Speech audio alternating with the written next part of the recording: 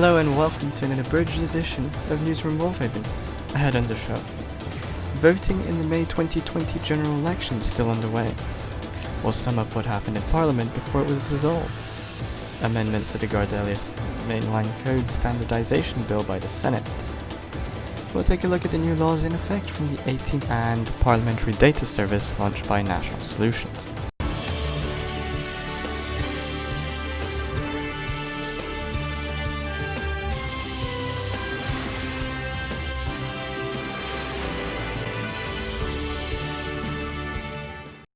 We start off this month's bulletin with the May 2020 general election.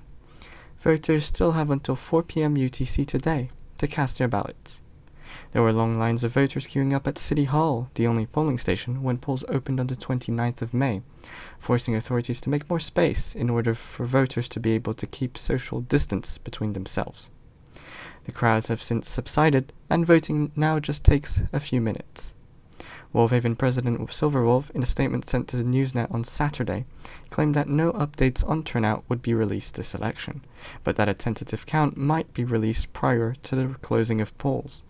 However, admin and Senator Coxelon unofficially claimed that in the hour since polls opened, quote, the majority of active players had already voted. It remains to be seen whether this snap election will have a similar turnout to the usual January or July general elections on the server. Moving on now to parliamentary business this month, prior to the dissolution of Parliament. The Metro Payment Adjustment Bill, also known as Bill 2020-15, was passed unanimously by Parliament. The bill, proposed by former Prime Minister Mopsy Studios, aims to, quote, adjust Metro payments so that the money players earn comes from the central fund account, and thus, quote, reduces inflation. The Remove, also known as Removal of Excess Money from the Overinflated Virtual Economy Bill, also proposed by the former Prime Minister, was passed unanimously by Parliament. The bill aims to, quote, allow for the removal of money from the economy to counteract inflation. Concretely, the bill removes excess money from the surface tax account. Still on parliamentary matters, the Fifth Haven Bill Rewards/Contributions Payments Bill was debated upon in Parliament this month. However, the bill was not voted on, and voting was instead postponed to the next parliamentary term. The bill, proposed by United WolvHaven MP Captain Slow, aims to, quote, provide for a scheme that awards players for their contributions in Fifth Haven. He stated that, quote, providing incentive to build should, at a minimum, increase the building activity and rate of expansion on a small scale. The bill came under fire by citizen Blue the Giant Noob, who claimed that the bill, quote, is absolutely stupid because all it does is just make archies rich at the expense of everyone else, unquote, and that the point of the bill was, quote, just to increase the divide between architects and everyone else who are already basically first and second class citizens. Blue also claimed that the bill would, quote, consolidate all the wealth into a few people of talented jerks. Grass Jelly and other United WolvHaven MPs responded by saying that the $75,000 WolvHaven dollar amount was just an upper payment limit and not the base limit, and called out Blue's, quote, name-calling and, quote, degradation of architects and engineers. Blue hit back saying he was against the bill, citing the behavior of, quote, many architects with him, and explained that it would, quote, naturally affect how he sees them. Grass Jelly retorted once more, slamming Blue for opposing the bill solely out of a, quote, personal vendetta against some people. National Order MP Heyope also called Blue out, asking him not to be so rude while trying to prove a point. Blue hit back once more, claiming that his opposition against the bill was not due to a personal vendetta, but because the bill was, quote, outrageous. He also stated that if he were, quote, acting on a personal vendetta, he would be making bills to have people fired. The Speaker Coxelon later intervened, asking Blue to withdraw his unparliamentary terms such as, quote, entitled jerks, and to, quote, cease defamatory remarks made towards the architect rank as a whole. Blue refused to immediately withdraw his remarks, but after a further warning from the Speaker, decided to withdraw, quote, his right to express the absurd nature of this bill, alluding to the fact that he felt that his free speech was being infringed upon. United WolvHaven MP Mindbuilder1223 chimed in, saying that Blue is, quote, the biggest danger to our democracy in his incessant desire to manipulate people's opinions continuously. Blue later continued arguing in the chamber and was again warned by the speaker. Blue fired back, stating that, quote, the government is voting to silence someone. The speaker countered Blue, saying that, quote, Blue has continued to provocatively insult the certified architects, despite not using any profanity, and that, quote, this was also unparliamentary behaviour. Blue was thereafter officially removed from the debate channel. In the next session of Parliament, President Silverwolf criticised the bill's payment rubric, quote, particularly in the section determining structures.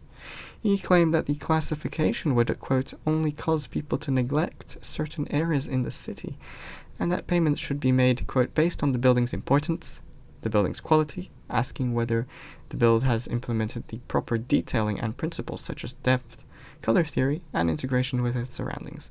He also pointed out the fact that he thought the rewards were, quote, tad bit too high, and that, quote, as compared to the adjusted prices of admin shops now, the pay should be lowered. Thereafter, the House voted to postpone voting on the bill. We spoke to the bill's proposer, Captain Slow, for more on the bill and the controversy surrounding it. So hi there, Panda. What's the overall aim for the bill? The aim of the bill was to create a scheme for paying players for their contribution to Fifth Haven.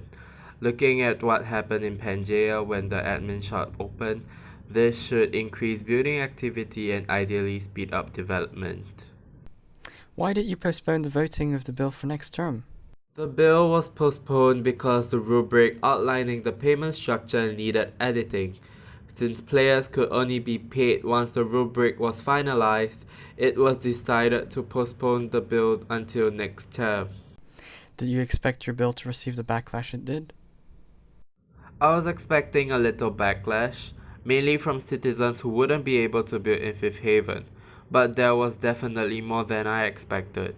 I would like to add that the behavior of one critic was especially rude and unparliamentary.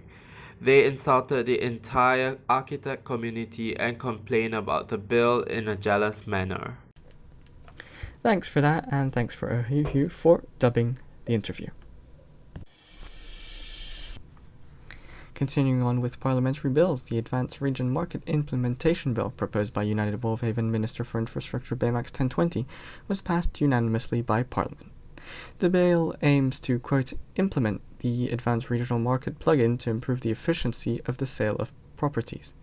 Concretely, the implementation of the plugin would enable players to view and buy public housing units and unsold shop spaces in Fourth Haven, as well as properties in Gardelia without staff intervention or the use of World Guard.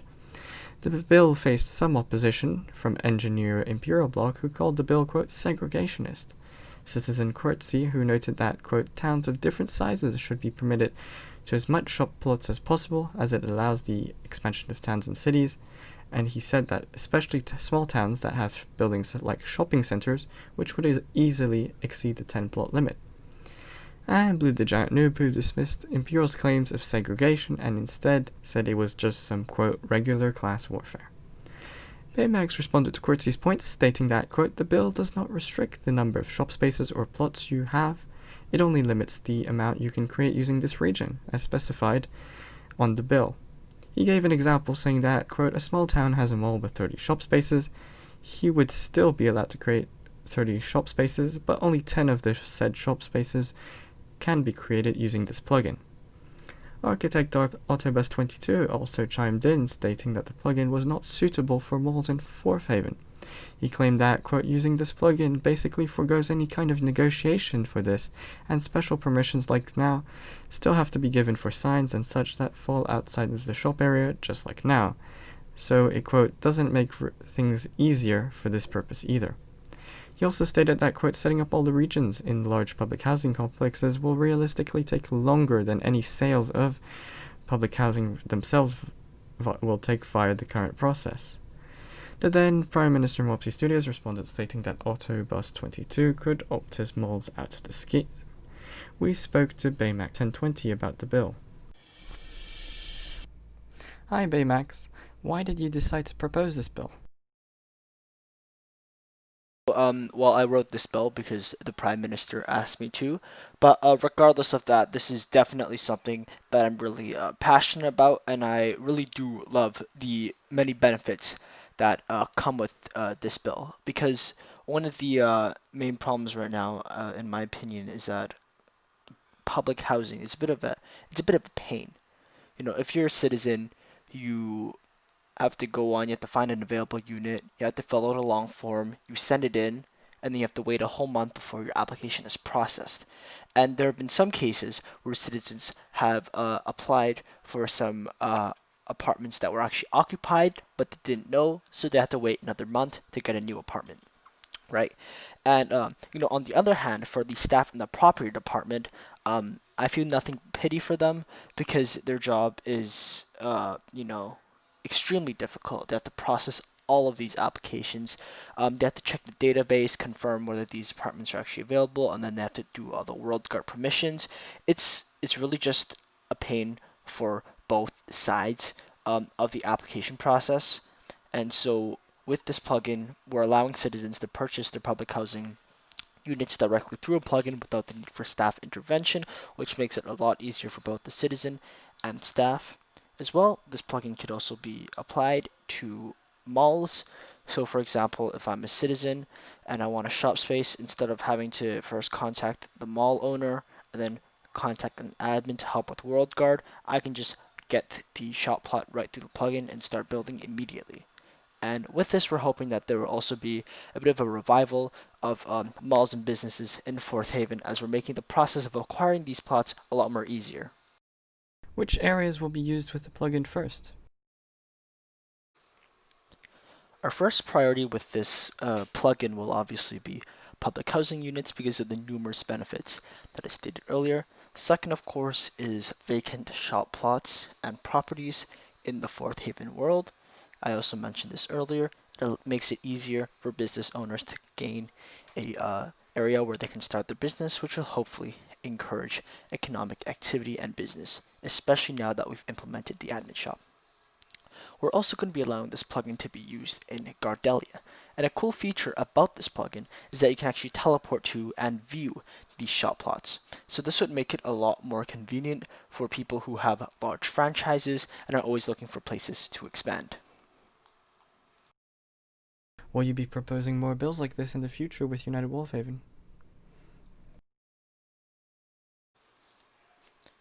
Myself and United WolvHaven definitely will be proposing more bills like this. As I said earlier, there are many benefits with this, and this was shown by the unanimous vote in the House of Representatives. United WolvHaven is and has always been dedicated to making the lives of citizens better and by improving the economy by combating inflation. We showed that with the bills we propose this term, and we will show that if elected next term with the many points that we have on our manifesto. Thanks for that. Still in parliamentary business, the WolvHaven Disabilities Recognition and Autism Awareness Bill 2020, proposed by Independent Caden 303, who is now part of the HGP, aims to, quote, give out roles by a bot and in-game by an administrator to people who have disabilities, such as, quote, not being able to speak well, neurological, etc. The bill immediately came under fire from National Order's Little Doggy 2, who slammed the bill for referring to autistic people as, quote, not normal. He also questioned why, quote, autism is the only disability, quote, why does this bill force people to be identified, how does this bill mean that people will understand autism, and why the bill does not use definitions from the WHO, NHS, or NAS, among multiple other queries. United WolvHaven's Vincent LUMC fan also chimed in, stating that WolvHaven should create awareness, but not, quote, overdo it.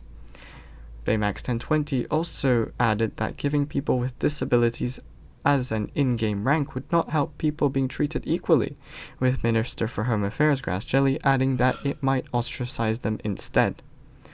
There was quite a row when Autobus22 posted a now-deleted comment, with Little Doggy 2 asking him to, quote, stop copying and pasting people's points, and Matthew Tofu asking the speaker if deleted messages could be restored to the channel for the sake of understanding the debate, to which he answered that there was no audit log for parliamentary debate channels. The bill was outright rejected with 0 ayes and 14 nays. The revamp Pangaea bill proposed by Turbo-chan was withdrawn before being voted on. The bill aimed to, quote, revamp the current Pangaea world to have a better world experience when the server is in the version of 1.13.2. The bill will be a full revamp of the Pangaea world, a better player experience overall, the Pangaea world renewal from the overworld to the netherworld, allowing the access to the end, and a revamp of the Pangaea spawn, including a new rail terminal that is able to connect the towns with train lines comparable to the Gardelia rail system. Minister for Infrastructure Baymax 1020 raised concerns over that, quote, infrastructure, such as farms and private railways that some players have worked on for a long time, would basically be put to waste, and that the 14-day grace period would not be adequate. The Minister for Home Affairs, Grass Jelly, also chimed in, saying that the, quote, main problem in Pangaea right now is the clutter at spawn and the sheer distance that newer players have to travel to access resources. He proposed that either, quote, cleaning up the current spawn in Pangaea and removing older structures that don't seem to have any use anymore, or, quote, moving the spawn to a more remote area within Pangaea as different solutions. President Silverwolf also gave his opinion, saying that, quote, if the server were to go ahead with a full reset, that it should be at least in 1.14, and that a grace period of 3 to 6 months would be a more reasonable timeframe. Upon these comments and suggestions, Turbo-chan put forward an amendment stating that, quote, the overworld would only be reset when the server is upgraded to 1.15, and that a grace period would be extended to 6 months. Upon further discussion, Turbo-chan withdrew the bill to allow major edits to it. Amendments made by the Senate to the Gardelian Railways Mainline Code Standardization Bill were approved and passed unanimously by the House of Representatives. Among the changes, mandatory signposting of the claimant's username, and the removal of the term contempt of staff, referring to the situation whereby players do not abide by staff's requests to standardize their signs. On the 15th of May 2020, President Silverwolf announced that the following laws would come into effect from the 18th of May. The Gardelia Neighboring Cities Act 2020, meaning that approval from the Gardelia Department would no longer be required to build interclaim infrastructure if the limits of extensions between two claims overlap. The Mainline Code Standardization Act 2020, mainline stations must display a sign with the new station code format and the username of the claim owner at the stopping points of trains on all platforms, and that a 2-month grace period for compliance shall apply, and that staff would start penalizing for non-compliance from the 18th of July. The Metro Payments Adjustment Act 2020, mandating that all Metro driver payments come from the server central fund account, and the removal of excess money from the overinflated Virtual Economy Remove Act 2020, which, quote, only defines power of the Minister for Finance, Trade and the Economy to delete money. Moving on now, in mid-May, National Solutions CEO Little Doggy 2 announced the creation of the Parliamentary Data Service. PDS specializes in polls and reports and has so far released a statistics of the 12th Parliament of WolvHaven, a mid-campaign party opinion poll, and a poll on the Gardelia Claims Hierarchy Bill. Little Doggy 2 spoke to Newsnet earlier this month about the project. PDS, or Parliamentary Data Service, is a subdivision of my company, National Solutions. Our aim is to help collect data, analyse that data and turn it into statistics. Those statistics are then put into reports, and people can read these reports to make a more informed decision when voting. All the MPs can use these reports to see what the public opinion on their party is, what the public opinion on their bills are, and what the public opinion on various other matters are, so they can better represent the people who voted for them. In the future, PDS hopes to run more polls and more surveys to gain a better insight into more matters. This data will be incredibly useful in Parliament, and I urge you to come and help with that by joining the NS Discord server and voting in all the polls we post in #voting. Still ahead on Newsroom WolvHaven, One North Line Western Extension completed. Admin shop app opening sparks resurgence of activity in Pangaea. WBC shifts its focus away from the news, and Census 2019 released. Stay with us here on Newsroom.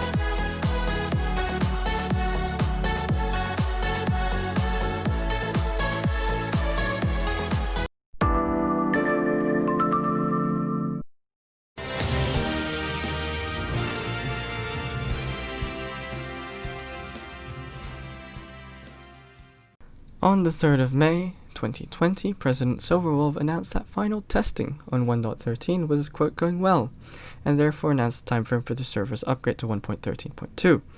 The upgrade process on the 5th of May 2020 took 7.5 hours, with the server down between 3 a.m. UTC and 10:30 a.m. UTC. Ever since the upgrade, TPS on the server has frequently become lackluster, though this has improved after the completion of the Dyn map re-render. Staff have been asking players to report their current location when TPS falls beneath 10. The upgrade also broke some lift signs in WolvHaven, rendering them unusable by players, helper, and below. In addition, iron doors no longer work with the elevator plugin, glass panes having to be used instead. Finally, players have reported that glass panes and stone walls textures glitch out. The last issue currently has no fix. On to Gardelia news specifically, the western extension of the One North line has been completed as of the 25th of April. The contractors Plank the Ink Devil and Captain Slow had obtained the contracts after bidding the lowest prices. Plank the Ink Devil was in charge of the curve and underground tunnel between ONE1 One North Central and ONW1/NE-N17 Ekenhild, and Captain Slow was in charge of the creation of some of the 12 new stations towards CPN13. The addition of the new stations had already led to new claims being made, such as Missouri at ONW11 and Hullingdon at ONW9.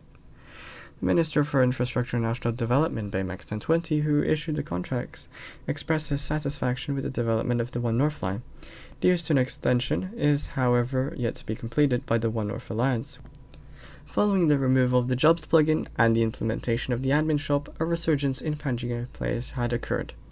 The admin shop that had opened at Republic Mall on the 5th of May, following the 1.13 server update, had aimed to act as an uncompetitive public sector, where players could buy blocks and items for relatively high prices, as well as sell their items for relatively low prices, in order to encourage buying and selling at private shops by players. Instead, many players have capitalized on the situation in order to make more money, which resulted in an increase in players in Pangaea for a few days. The Ministry for Infrastructure ensures that prices will be monitored over time and adjusted if needed. On the 12th of May 2020, _Lycan posted a press statement on the WBC's Twitter account. In his statement, Lycan explained that former CEO YJJ Cool had resigned from his position on the 1st of May, and that YJJ had passed on the leadership of WH's public broadcaster to him. Lycan went on to thank YJJ for his contributions to the WolvHaven Broadcasting Corporation, such as the WolvHaven newspaper, and his enthusiasm in managing the broadcast news section and unfinished television programs. Lycan thanked YJJ and wished him the best in his future endeavors. He then went on to detail his vision for WBC. He first apologized to readers who may have been disappointed by WBC's lack of content and the, quote, deterioration of the quality of news reports. He pledged to improve quality control by adding more editors to check any written content for mistakes. Finally, Lycan explained that WBC would be focusing on films and entertainment projects such as reality shows, dramas, and lifestyle shows. In terms of written media, Lycan detailed plans to revive the WolvHavener as a lifestyle magazine. He stated that this change was made in light of the fact that WBC had fulfilled its original purpose of kickstarting the news media industry in WolvHaven. On the 18th of May, the eagerly awaited results of the 2019 census conducted by Admin Quarksalon for the Statistical Bureau in December of 2019 was finally released. The census had been assembled with around 39 pages of data and analysis based on the 48 responses, and includes general statistics such as gender and nationalities of respondents, as well as opinions and analyses that was intended for use for political parties for the election. On the 7th of May, a subreddit r/WolvHaven was made by WolvHaven admin Josh, and was made public for the WolvHaven public. The subreddit has already had a fair share of posts from various members of the community concerning memes, photos, and discussions. The subreddit can be found through Reddit or on WolvHaven's official website. That's it for this edition of Newsroom WolvHaven.